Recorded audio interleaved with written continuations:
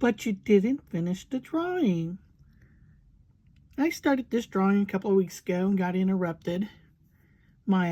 Sorry about the shaking. I'm using my iPhone without a tripod. My iMac imploded. I mean, literally, it had a meltdown. It burned up on the inside. So things kind of got chaotic. And I had started this drawing of this deer.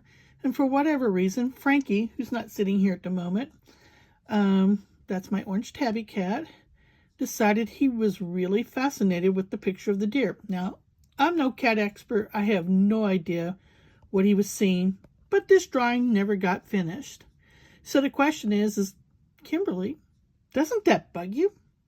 Actually, no.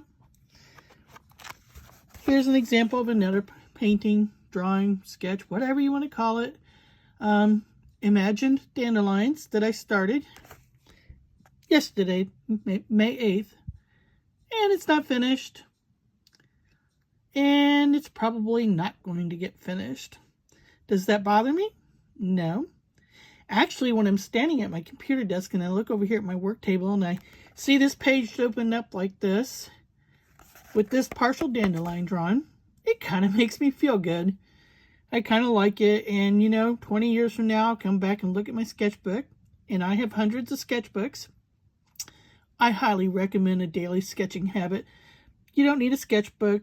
Something as simple as an index card is perfectly fine. And I'll come back and I'll look at this drawing and I'll be, pondering, musing what happened the day before. Well, here he comes, Frankie.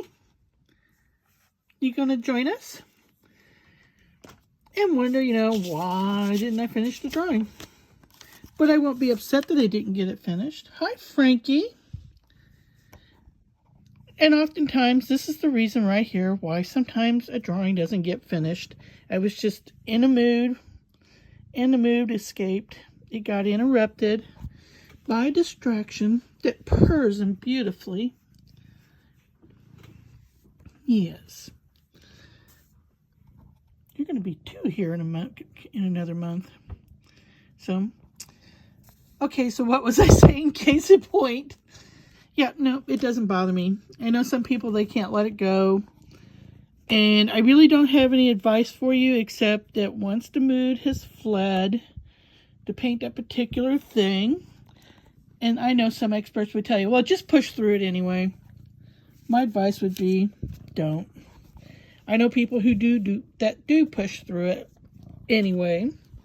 And when I ask them about it, they always tell me how incredibly angry they are. And don't paint when you're angry if you don't want to have angry drawings. On the other hand, if painting and drawing when you're angry gives you passionate artwork, go for it. Harness that. Make it work for you. But I'm just saying is don't force yourself to finish something that you're not interested in finishing. It's okay to leave a partial dandelion, if that even looks like a dandelion, drawing in your book, or a partial deer drawing. Anyway, that's all I have for today. See you all on the flip side. Say bye-bye, Frankie.